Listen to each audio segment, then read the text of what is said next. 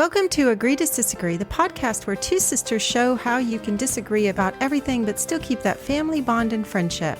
That's right. We're Sharon and Karen, and we don't just see the world differently, we live it differently. Grab a coffee, settle in, and enjoy the conversation. Who knows? You might even find yourself changing sides. Hi, I'm Karen, calling from Morocco. Hi, I'm Sharon. I'm calling from Texas. I don't know why Karen always gets to go first. You're welcome to go first. It's just, it seems like when we're ready to start, you just sit there. And so I just jump in. It's probably because I've always let you go first because you're the one pushing record. Probably. Yeah, that makes sense. Yeah. Next time I'll tell you when I push record and then you can start. There you go. Or maybe it's just because you're the controlling sister. Oh, I don't think so. I don't think that's it at all. Hey. No, I have my control issues. I know this. Yeah, exactly. So did you tell them what topic we're going to talk about? I did not. See, I screw up. You just said mine right. That's why I don't go first. Well, do you want to tell them what topic we're going to talk about? We are talking about transgender athletes today. Yes. This has to do with the executive order that Trump signed that transgender girls are not allowed to participate in girls' sports, right? And yes, and first and foremost, I don't know why the bill didn't say transgender boys are not allowed to compete in boys' sports. Boy sports. I think it should have been both ways. If you're going to do it for one gender, why not do it for the other gender? I know it's not a big controversial issue on the other side, but... Well, that's my argument, though. It's not a controversial issue on the female side. It's not an issue. It is. It is not. Oh, it is an issue. Name one case. Oh, here. Let me name a case. Okay. Do you know who agrees with this? Who agrees with not having transgendered females compete in female sports? Probably the most famous transgender female, who is also an Olympic athlete. She thinks this is Caitlyn Jenner. Awful. Yes. But it's easy for Caitlyn Jenner to say that because she already has all of her medals and is not competing. And if she always felt like she was a woman, waited until after she had competed and gotten all of her medals as a man. So you're saying it's just easy for her as It's easy for her to say it doesn't affect her.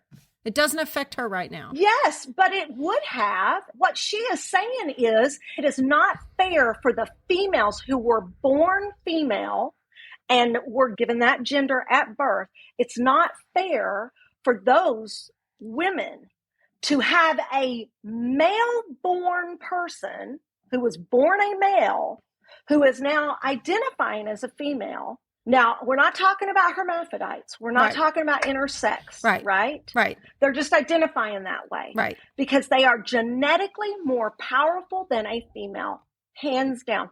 There is a case. This is in Florida. You told me to read a case. I'm going to read you a case. Okay, read me a case. case. There is a case in Florida where it was a high school volleyball game and a transgendered female spiked the ball down and it hit a female in the head and gave her a concussion. It's not even about that winning could medals. happen. It's about health. That could happen with a girl as well. I think that it's hard to say that couldn't happen. Unlikely. It may be unlikely, but you can't say it wouldn't have happened. You can't say it wouldn't have happened. Because of the strength involved. In swimming, there was a transgendered female in college that started to compete. He was competing in the males and losing. And then he moved over. I identify as a female, so now I'm going to compete with the females because I can. And he took all the medals from all the women. I don't know about that case. But believe it or not, I actually agree with this. I figured you did. Yeah.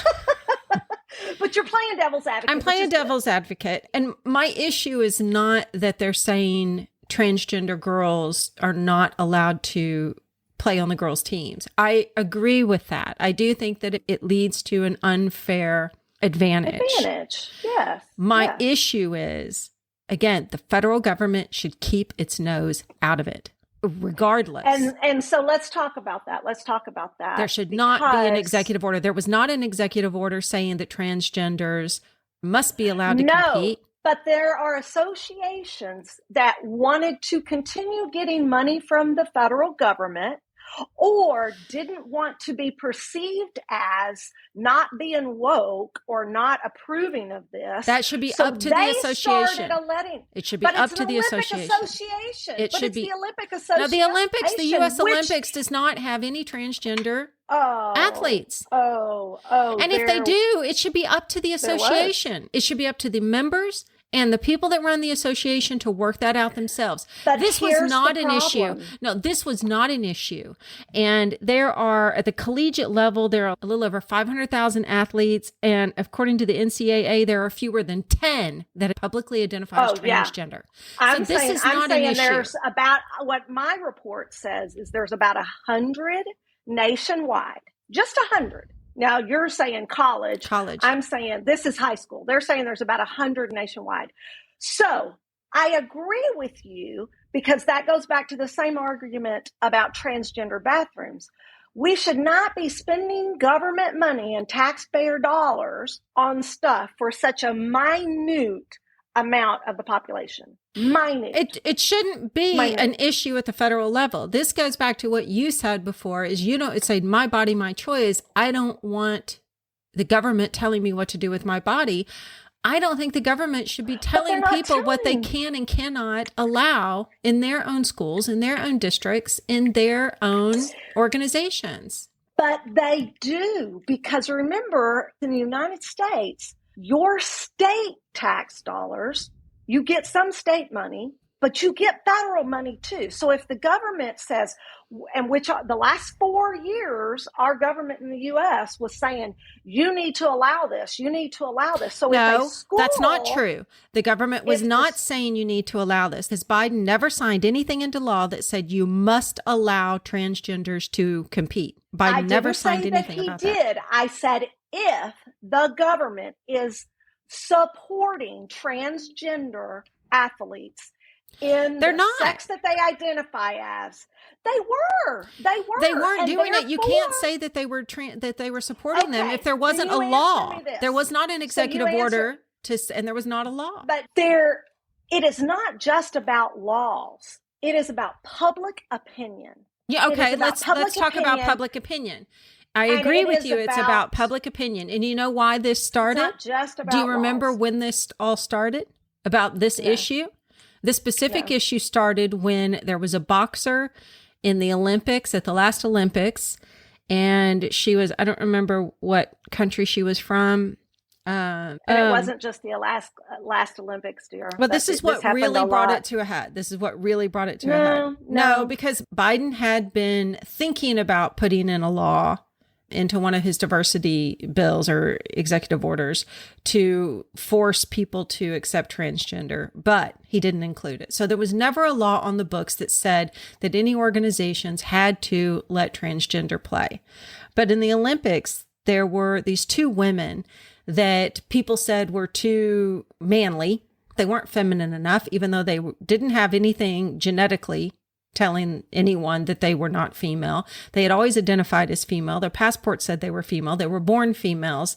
They just didn't look the part. And the people that they defeated said they were too strong and there was no way they were women. And it became a whole big deal. Okay. I don't know about the boxing, but there was in the Olympics, in this last Olympics, there was a woman who was a hermaphrodite, born a hermaphrodite. No, there wasn't.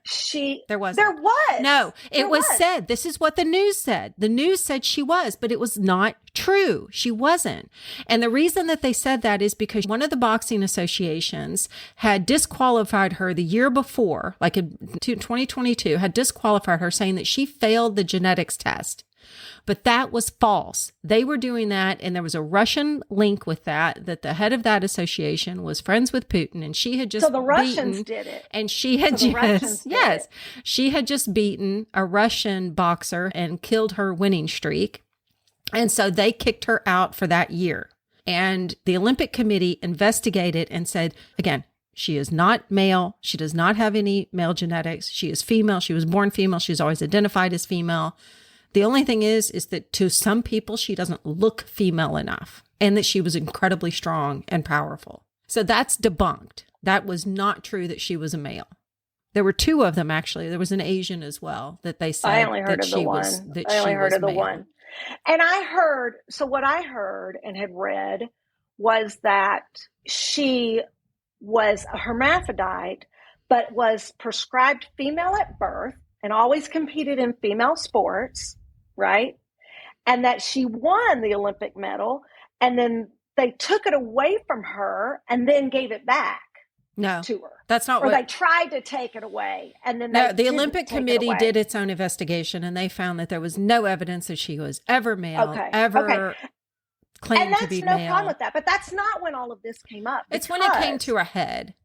No, not even when it came to a head, because the very first state to ever outlaw transgender athletes in women's sports was Idaho in 2020. Okay, well, let states do it. This is not an issue. This is not an issue for the federal. This is not an issue for the federal government. Yes, but I'm just disagreeing with you that just the Olympics recently was the fact that I feel like that's what brought it to a head. No, but it's been going on at the state level. It's been going on at the state level that we didn't even know about it, and no one cared. Only the people in Ohio cared. People cared. Oh, it's such a non-issue. This is such a non-issue. In Florida is the volleyball. This was in high school, that the female had a concussion and a neck injury from a transgender female hitting that ball into her head. That was in 2022.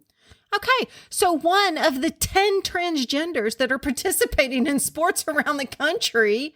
I mean, 100. Again, my number says 100. This is a non-issue. This is a non-issue. This is not what the American people should be caring about. Let's go back to the question. Let's go back to the question about the law. Okay. I think that it's... and I've said this before, I'm fiscally conservative and socially liberal. You are not socially liberal. Oh my gosh. You are so not socially liberal. You cannot get away with saying that. Oh, yes, I can. No, you cannot. Oh, yes, I can. You are not socially liberal. You are socially liberal really? On a few things. Because I'm pro-choice. That's it. I am gay rights. I am all about gay and then marriage. If you were gay rights, you would be all over this transgender issue and say, no, they have a right to participate in the sports that they're choosing. Absolutely, they do not. That is not true, because look who is gay. Who is a transgender female and says this is wrong. It is an unfair advantage. It is biologically an unfair advantage. And she is a transgender female athlete. She knows it's an unfair advantage. And you already said you agreed with me on that. I do agree. So don't you be going back. But I don't agree that you are socially liberal. You may be socially liberal on a couple of things. No, I am on a couple of things. No, you're not. No. Well, you'll find out throughout this podcast. Yeah, we will. This one. As soon as we get to immigration, and there goes the social liberal out the flipping window. That's not true either. That's not true either. I wait to be surprised. I cannot wait to be surprised. You can wait to be surprised. Socially liberal. I'm a social worker by trade. Of course I'm socially liberal. Which again, I told you last week, I was a social surprises worker for 18 me years. About the stance that you take on a lot of social issues. I can't put those two things together. When I'm fiscally conservative. So let's go back to this point. Case in point that we're talking about today, transgender. So do I agree that there should have been a law from the feds, right, to say that, it's going to be illegal and you can't do it when it's a minute amount of people? Right. No, because it costs too much freaking money. It costs too much money to freaking do that law. Unless it was an executive order. I don't think that costs money. It's an executive order. But how does it cost? How does this particular thing... It doesn't make any money. How does this particular Then it doesn't cost any money. Then it doesn't cost any money. But do I feel like this is something that the states can handle and not the feds? Yeah, sure. Yeah. Sure. They can handle it. Yeah, I think it's ridiculous to have it be a federal issue. It's ridiculous. Because to me, this is one of the biggest problems. But think about why it was a federal issue the last 4 years, though. It was a federal issue, even though they didn't do anything about it. Write an executive order. Yeah, they didn't do anything about it. They spoke to it all the time, and they made it very popular. And that's why companies or associations or whatever started getting on this bandwagon of, oh, if I'm going to be seen as, being on the right side of the government, on the right side of society, then I need to do this. Or if I'm going to be given money by the government, I need to do this. Well, I need to say I agree with this. I have two things to say on that. One is that happens all the time. Yeah. I usually have more than two. I think I totally agree with you on the fact that I think that a lot of this comes from the Democratic Party trying to shove down people's throats of you need to accept this. You must accept this. Exactly. And a little bit of you can't be left leaning if you don't accept this. Right. And that's why the current administration is doing this kind of crap. I don't think that's the only reason why. Now it's just playing politics. Now they're just playing politics. I don't think that's the only reason. Now we're going to say all common sense left, so now we're going to say this, this. But my second point is I don't see the Republicans, and I didn't see the Democrats getting upset about it either, but I don't see, and this happens on both sides, Republicans should be upset that the federal government is even involved in this. They should be saying, stay out of it, because they wanted the previous administration to stay out of it. So it's hypocritical to me. Totally agree with you there. And not only that, but also not Republicans, I'm not going to say that, conservatives, which usually are Republicans, but I'm not going to generalize. I don't understand the difference.